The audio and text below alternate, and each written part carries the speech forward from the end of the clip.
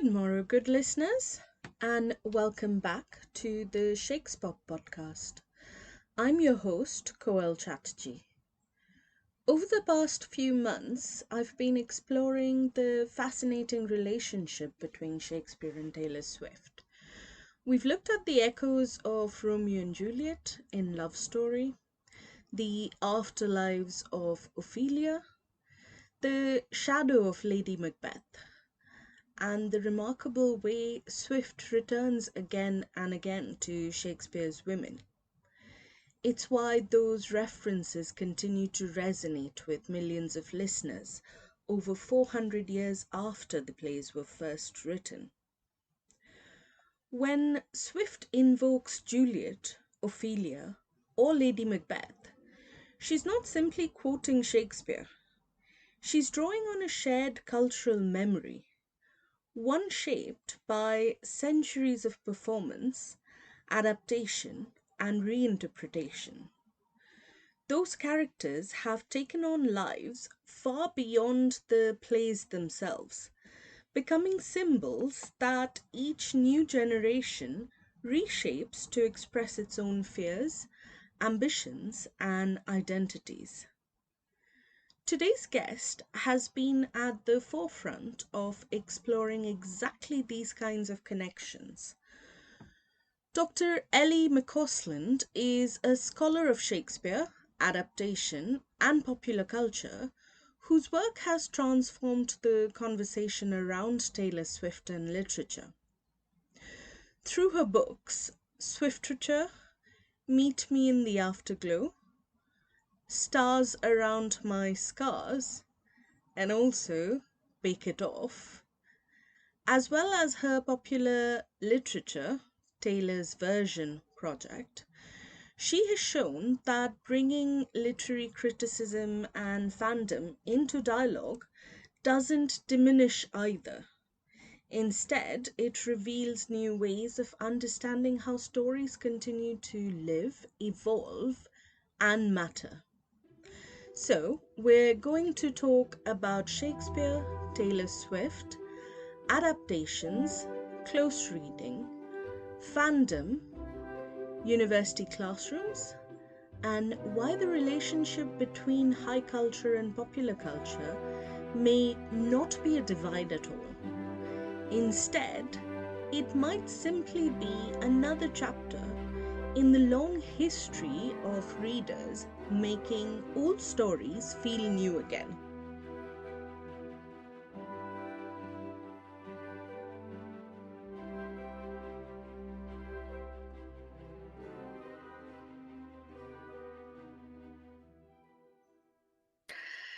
So, Ellie, welcome to the Shakespop Podcast. It's lovely to have you here. So, to begin quite broadly, then, why Taylor Swift and why in relation to literature and literary studies? Yeah, okay. So I have been listening to Taylor for many years. I have, yeah, I've been a fan for many years. And I started thinking over the last sort of probably 6 or 7 years about the connections that kind of popped up in my head when I was listening to her music, in relation to all the different things that I do in literary study. And I wanted to do more with this, I guess. I want not just keep it in my own head. I wanted to see what my students thought about it. And I wanted a kind of platform to explore it further. So I started teaching a master's course in which we look at all of these connections between Taylor and literature. And also more broadly, I think that literature is alive in pop culture in many different forms, and paying attention to this, I think, can be really rewarding in also giving older literature a kind of afterlife. So that's the idea behind what I do. And do you find that the students are interested in this way of connecting to literature? Yeah, definitely. I mean, one thing they say all the time is that it does help to make it more accessible, which is exactly my goal. Particularly, most of my students are not native English speakers, and so older literature can be a challenge for them, with the more archaic language. Or we also look at Old English and Middle English poetry. I mean, admittedly, we look at Old English in translation, but even so, it's, there's something quite archaic about it that is not always that easy to grasp. And also thematically, you'd think it would be quite hard to relate to a poem written by an exile in the 10th century, for example. So, yeah, it's my goal to try and make those connections more visible. And it does seem to work. They do say that they have a new appreciation for the relevance of older literature after doing this.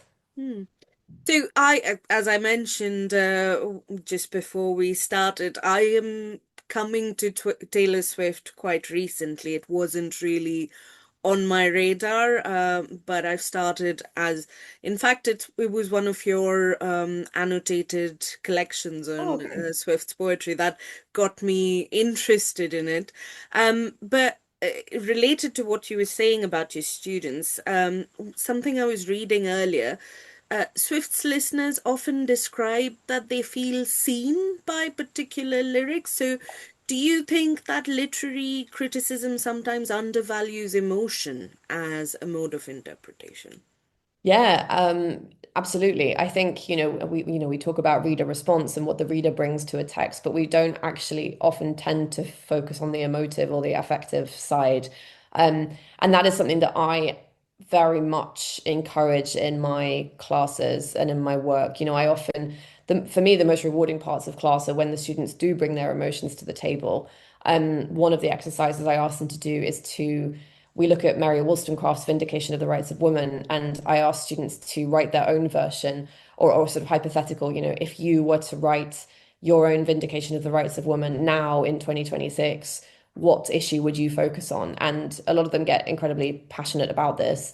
We also have a whole seminar devoted to elegies where we talk about grief. And again, I encourage students to share their own experiences. And they often do voluntarily rather, so without me needing to ask them. They bring up stories about moments they've experienced. The topic of grieving a pet comes up quite a lot in class because I talk about my own grieving for animals and how that's often ridiculed, and students, bring their own experiences in. So yes, I think the emotive side is something that is actually really key. And as with so many things that, particularly, a lot of my students are young women, and a lot of the emotional aspects of being a young woman are ridiculed by society, including literature, right? Including the kind of literature they enjoy. If we think about the Twilight saga a couple of decades ago, and the emotional response young women had to that, that was often ridiculed.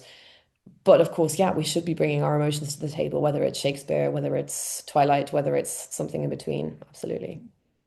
So, just for the sake of audiences who might not be familiar with your work, could you tell me a little bit more about your two collections on Swift's poetry and also the collection, not collection, the book that you've just Swiftriture, I Yeah. think. So, could you tell us a bit more about the genesis of those? Yeah, absolutely. So the two poetry collections. So the first is Stars Around My Scars, the annotated poetry of Taylor Swift, and the second one is called Meet Me in the Afterglow, the annotated poetry of Taylor Swift. So it's a sequel that's coming out in October. The original came out January 2025. Um, so those actually, for those, I was approached by a publisher who wanted to publish a collection of Taylor Swift's works with academic annotations, and they'd heard about the work that I do. And I said, I'd happily do this. So I chose 46 songs for each collection, which is still only about 30% of Swift's entire discography because she's written over 300 songs at this point, I think. Um, and yeah, so what I do is I look at them as if they were poetry, and of course in the forward I also make a justification for Swift's work as poetry. That there's actually a lot of similarities between poetry and music, considering that early poetry was of course an oral form. And I try and point out the literary devices that we should pay attention to in Swift's work and how that helps to foreground a particular interpretation. But of course, I'm not telling people how it's not prescriptive. I'm not telling people how we should interpret this song, more that these are some of the key themes, these are some of the literary techniques. Based on that, you can form your own opinion, but she seems to be guiding us towards certain ideas. Um, and yeah, it's divided, the books are divided album by album, so we go through the eras. Um, then in my book Swiftie, which came out last November, that in some ways is based on the course that I teach. So it's divided into 13 chapters, which Swifties will know is an important Swiftian number. And in each of those chapters, essentially, it's a kind of journey through my mind and the sort of linking processes that I have been working on for years when it comes to Swift's work. We tend to start with a Swift lyric or a moment of Swift lore or something that comes up in her work or in her public persona. And then I essentially link that to either a literary text or a debate in literature. And it's in some ways a kind of introduction to literary criticism and theory, but through a Taylor Swift lens. So I try and cover quite a few different interpretive lenses. So eco-criticism, feminism, um, yeah, we were speaking about affect earlier, a little bit of affect theory when it comes to grief. Also look at adaptation as a theory, intertextuality, reader response, the death of the author and the intentional fallacy. Um, I have two chapters on medieval literature because that's my background, the idea of chivalry. Style comes up as well, so looking at particular stylistic features in Swift's work, the idea of writing back, the Gothic. Yeah, those are most of them. And so yeah, I try and keep the connections going throughout each chapter between Swift and literature. So it's a sort of defense of popular culture, an argument for the humanities, and a look at how all of these things are tightly woven together in life and history. Mm. So, I mean, I'm autistic, so one of the things I love doing is decoding Easter eggs, which I think I share with a lot of Swifties. So, um, something that I've been thinking about is the relationship between Swifties decoding Easter eggs online in a community space and earlier literary audiences annotating text, sharing commonplace books, perhaps, or circulating interpretations socially. So, do you see these as connected interpretive cultures, perhaps? Yeah, I do. I think so. I've written an article about this that's coming out at some point. I think maybe next year about the way a lot of listeners treat this almost like a game. So I've tried to link this practice of decoding to the idea of play, and I look at it through a kind of ludo-narratological lens. The way in which fans tend to treat the lyrics as kind of, or the songs as a sort of game, or even a kind of quest. So decode the lyrics and you will access the core or key meaning. Obviously, from a literary studies perspective, that's very interesting because, of course, we tend to argue there is no core or key meaning, that, yeah, Mm, readers create the meaning, the author is dead, etc. Um, but the fans and these communities actually tend to treat it as the opposite. But then we also have a very interesting phenomenon whereby fans often admit that they know that this obsessive decoding is in some ways laughable, right? They refer to it as clowning. They kind of laugh at themselves for being so switched on to every tiny potential clue. And yet there's still joy in that. So that interests me a lot, the way that on the one hand, you get the fans trying to unlock the hidden meanings, but then you also get the fans who've been trained in this practice by Swift herself to the point where they're doing it almost pointlessly. They know there's nothing there to be unlocked, but they still enjoy the process. mm, Um, and yeah, and community is a really big part of it, I think. There's sort of two sides to the Swiftie community. They can be um, it can be in some ways quite a toxic fandom, certain parts of the fandom where, Swifties kind of compete with each other to see who is the most dedicated fan, and they can be quite unpleasant. But there's also a very supportive and wholesome community out there, and particularly when it comes to the clowning and the Easter egg unpacking. yeah. So, her writing is often described as confessional or diaristic, or even autobiographical. She's written about her exes, frequently. So, do you think that audience sometimes over prioritize biographical reading when interpreting her lyrics? Yes, I do, but at the same time, it's tricky because in some ways that is what she has trained them to do. And you know, I don't use the word trained lightly. I mean, she has, right? From the beginning, she has included these messages in the album liner notes, the capitalization of certain letters, which she was doing right up until her not most recent album, but the album before, the Tortured Poets Department. Um, and you know, in her recent interview about songwriting with the New York Times, you know, she criticized that practice, but at the same time, that is what she has told readers or readers and listeners to do essentially. So I don't think we can really blame the fans if they do focus on the biography because Swift at many points has said that her work is autobiographical.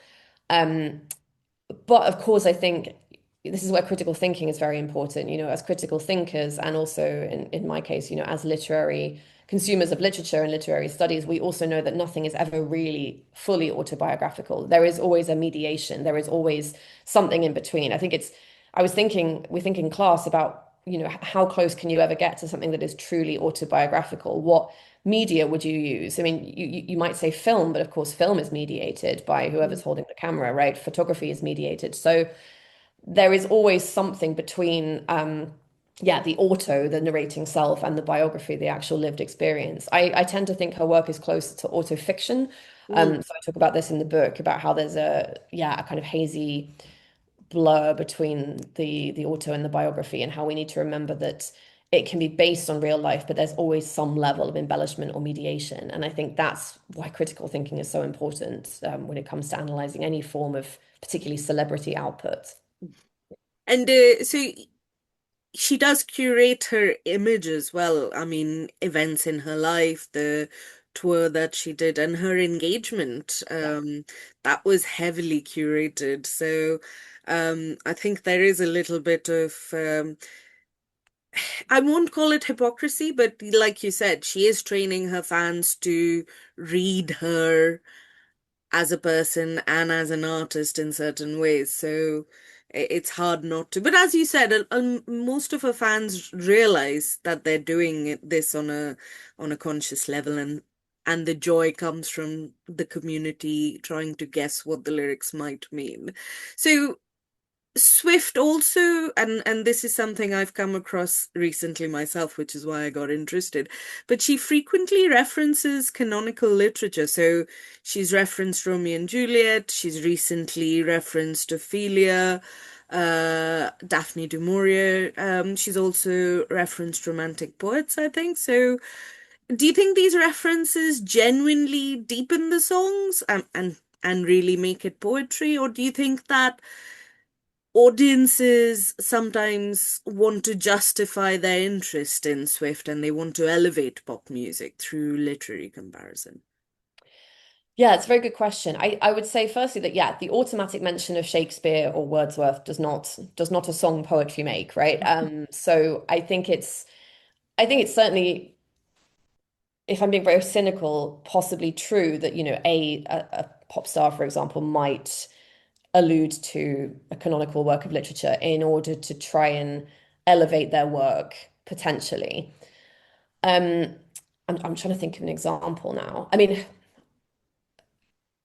well, the first thing that pops to mind is actually Sabrina Carpenter, who in her song Bedchem, she says, "Where art thou? Why not uponeth me?" Which is obviously a very tongue-in-cheek reference to Shakespeare, I think, you know, to Romeo and Juliet, right? Um, but of course, that's not an attempt to elevate the work. If anything, it's the opposite. It's almost to underscore the contrast between poetic language and, you know, essentially telling someone to come to bed, right? But with Taylor Swift, it's one thing I've come to kind of conclude from all of this is that I wouldn't always say that Taylor Swift is necessarily well versed in the works she's alluding to. Some of the references don't really make sense as kind of straightforward literary allusions. The Romeo and Juliet references in Love Story, of course, Romeo and Juliet is not really a romantic love story at all.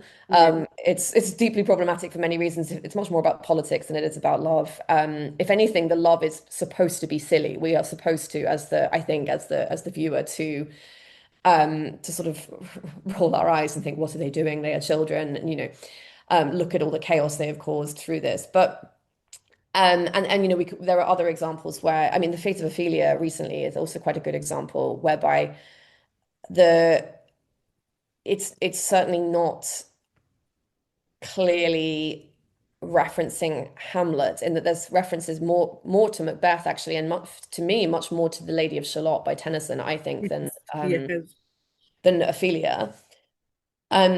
But I don't think that's necessarily the point. We're not coming to Taylor Swift to gain insight into Hamlet. What I think is happening there is it's a really good example of how canonical literature leaves residual traces in popular culture. Even I can't remember who said it. I talk about this in one of my in the Swiftie book, that there was a scholar who said that we all have a kind of residual trace of Hamlet in our lives, even if we've never seen or read Hamlet. We sort of have a vague idea what Hamlet is, the cultural Yeah. capital of Hamlet, the play. Um, and I think this is what we see in Taylor Swift's work. We see that Romeo and Juliet these days is often used as a shorthand for a love story, even though, of course, it's not. That is what is filtered down into Taylor Swift's work. We also see that, Jane Eyre, again, another novel she references, is often seen as, a story of, yeah, love overcoming obstacles. It kind of is, but it's also, a lot more tricky than that. So I see her literary allusions as a clear example of the way in which literature seeps down or percolates down into pop culture without necessarily retaining all of its kind of actual Nuance. self. Yeah. And nuance, absolutely, yes. Yeah. And so this is what a millennial American singer has kind of imbibed of literature in her life, and we get that in the songs. But yeah, it's certainly not a study guide. So, when I started my PhD, my work was on Bollywood Shakespeare's, and I remember, and because I started back in 2005, when Global Shakespeare's wasn't really as big as it is now. And it used to cause a lot of tension among some Shakespeare scholars back when I first started. And your work often sits at the intersection of fandom and academia, like mine. So, have you noticed any resistance within literary studies to talking about someone like Taylor Swift seriously in an academic context, or has the attitude started to shift, do you think? Both. I mean, what I find very interesting is that all the pushback and resistance I received, I would say 90% of it did not come from within academia. It came from online trolls and keyboard warriors who seemed to believe that they were suddenly the gatekeepers of literature and literary excellence, which is odd. It's almost a kind of, it's not quite inverse snobbery. There's something strange going on there, whereby it's almost as if they're attempting to prove their own intellectualism Mm, by ridiculing what I do.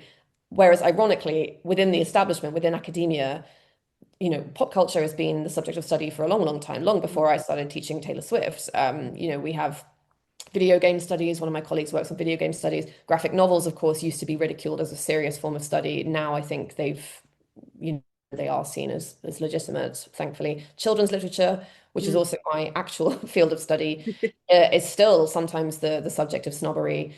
Um, so, but within academia, we know that pop culture is very important. We know that we should be studying the zeitgeist for what it can tell us about life, for what it can tell us about people and about how we relate to texts.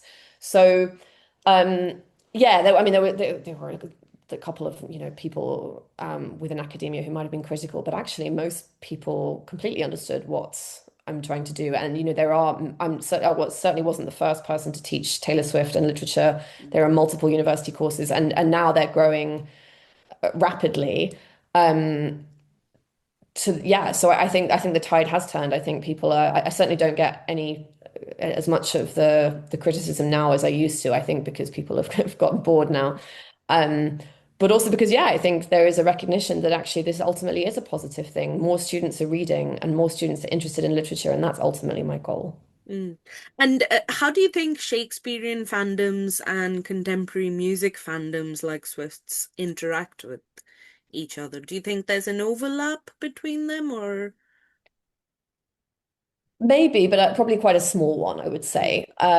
But I definitely think that Taylor Swift and her work does tend to attract a certain type of listener who is also quite a bookish listener, for Mm, sure. I think that's also why my annotated poetry books have done so well, because there are And I'll often hear comments from fans saying, I love Swift and I love reading, so that, this is the ideal. And Swift herself has also said she's quite a big reader, so that's again, I think the fans kind of try and emulate her in that way.